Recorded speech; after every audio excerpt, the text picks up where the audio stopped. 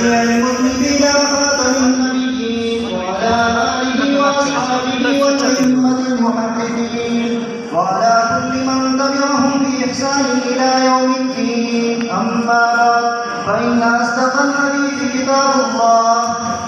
وخير الهدي هدي محمد صلى الله عليه وسلم، وشر الأمور محدثاتها، وكل محدثة بدعة، وكل بدعة ضلالة، وكل ضلالة في النار.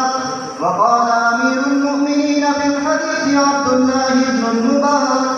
الإسلام عندي من الدين، ولولا الإسلام لقام من شاء ما شاء. أخبرنا فضيلة الشيخ الخطيب الشهيد المصنف الكبير شيخ الحديث مولانا وسيدنا عبد القيوم حقاني حفظهم الله وأكرمهم في الدارين، ومتعنا بعلومهم وبركاتهم آمين. قال: حدثنا أمير المؤمنين في الحديث المحدث الجليل أستاذ المجاهدين والمحدثين مولانا عبد الحق حقاني عن فضيلة الشيخ شيخ الإسلام والمسلمين شيخ العرب والعجم زين الملة والدين حسين أحمد المدني رحمه الله تعالى، عن فضيلة الشيخ شيخ الهند محمود الدهري مولانا محمود حسن الديوبندي رحمه الله تعالى، عن الشيخين الجليلين الكريمين الشيخ العلامة قاسم العلوم والخيرات محمد قاسم النانوتي، والشيخ العلامة فقيه العصر رشيد أحمد القرنوبي رحمه الله، وهما يرويانه عن العارف بالله الشيخ عبد الغني المجددي الدهلوي ثم المدني رحمه الله تعالى، عن الشهيد في الأخلاق مولانا الإمام الحجة شاه محمد إسحاق الدهلوي ثم المكي رحمه الله تعالى، عن جده أبي أمه شاه عبد العزيز الدهلوي رحمه الله تعالى، وهو عن العارف بالله إمام الأئمة مرجع الأسانيد في الهند إمام المنقول والمعقول مولانا شاه ولي الله أحمد بن عبد الرحيم النقشبندي رحمه الله تعالى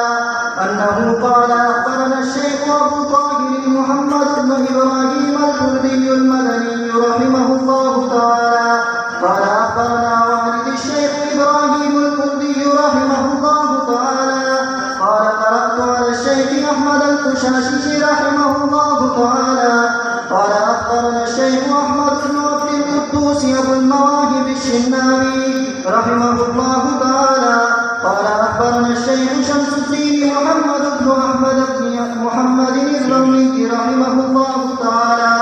عن الشيخ زكريا بن محمد أبي يحيى الأنصاري رحمه الله تعالى قال: قرأت على الشيخ الحافظ الحجة أبي الفضل شهاب الدين أحمد بن علي بن الحجر الأسقلاني المصري الشافعي رحمه الله تعالى، عن الشيخ إبراهيم بن أحمد التنوخي رحمه الله تعالى، عن الشيخ أبي العباس أحمد بن أبي طالب الحجار رحمه الله تعالى، عن الشيخ السراج الحسين المبارك الزبيدي رحمه الله تعالى، عن الشيخ أبي الوقت عبد الأول بن عيسى بن شعيب السجزي الهروي رحمه الله تعالى، عن الشيخ أبي الحسن عبد الرحمن بن مظفر الداودي رحمه الله تعالى، عن الشيخ أبي محمد عبد الله بن أحمد السرخسي رحمه الله تعالى، عن الشيخ أبي عبد الله محمد بن يوسف بن مطر بن صالح بن بشر الفربري رحمه الله تعالى، عن مؤلف الكتاب إمام الأئمة الحافظ الحجة أمير المؤمنين في الحديث أبي عبد الله محمد بن إسماعيل بن إبراهيم بن المغيرة بن البرزبة الجعفي اليماني البخاري رحمه الله تعالى،